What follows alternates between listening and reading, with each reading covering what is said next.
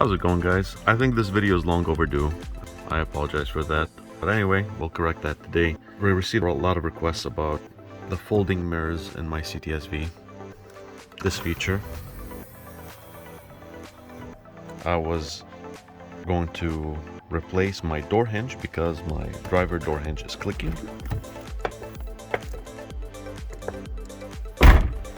And I thought it would be a great opportunity, since I'm removing the door panel, that I will go over what it takes to get the folding mirrors to work into a factory car.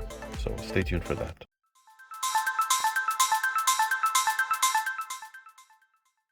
This tab that allows us to pull the lock pin cover.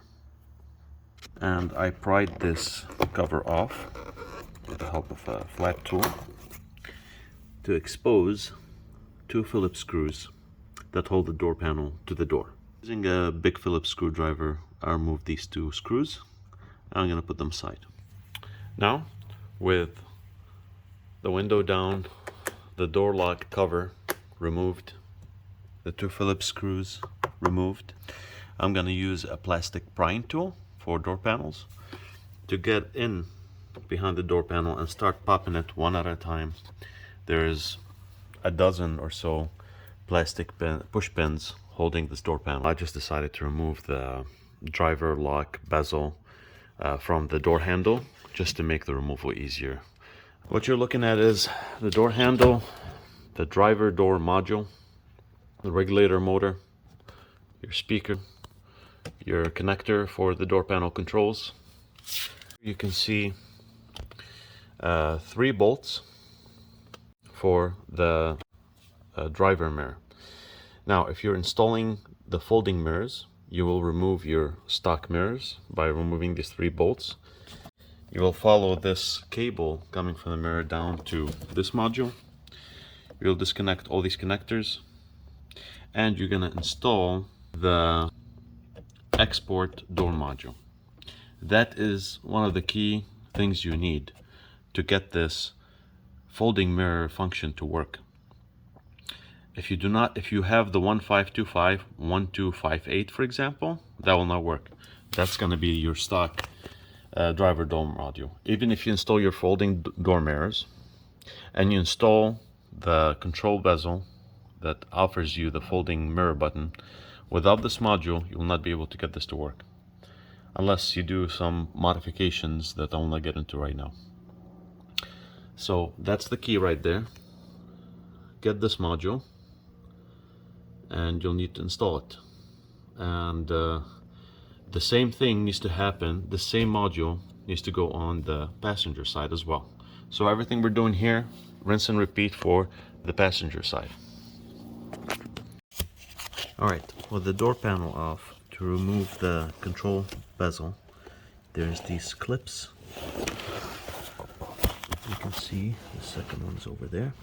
So what we're going to do is going to pry these clips off and pop off the bezel, then disconnect the 2 connectors,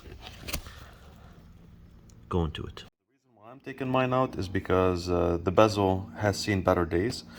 So I'm gonna pop it off on the side. You can see the hinges that hold it, and I'm gonna paint it to match the factory setup.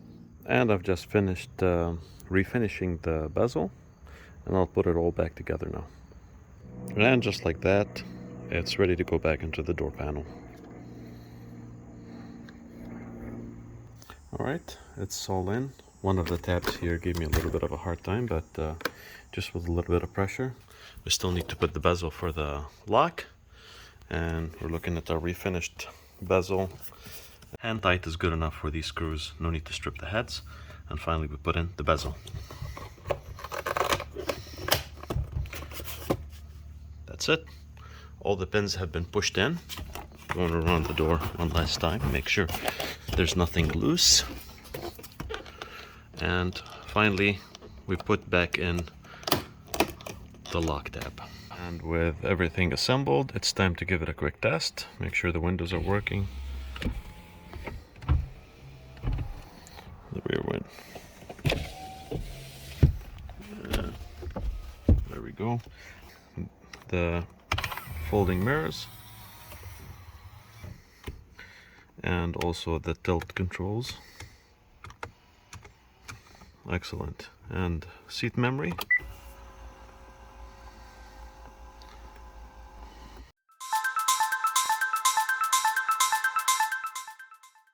I will undo this external Torx, and I will undo these two nuts. Slight setback here.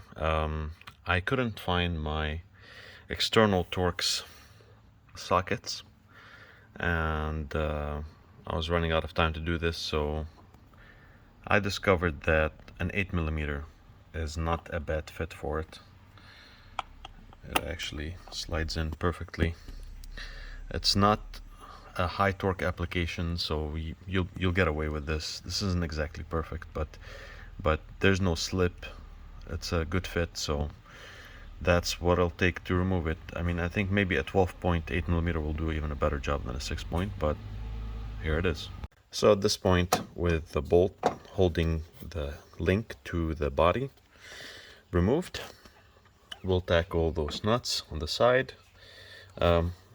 I just like to break them loose with a 6-point wrench, and afterwards I'm gonna hit them with my ratchet.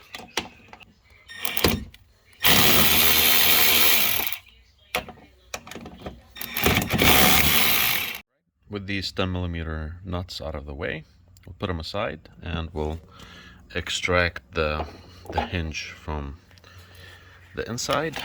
Just go in there.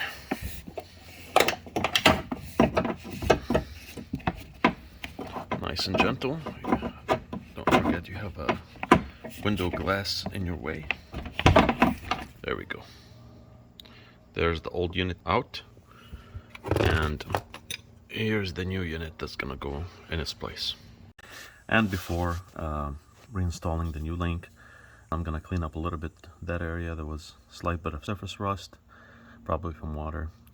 So I just lightly sanded it, and I'm gonna give it a small spray of gloss black paint just to give it some protection for the future. That looks much better. We'll let that dry, and I'm gonna reinstall the new link. The link bolt got cleaned up with a brush and sprayed with brake cleaner, and then I applied some 242 blue Loctite, and then I'm gonna insert the bolt, thread it in by hand. Then I'm gonna torque the bolt and the nuts to 80 pound-inch.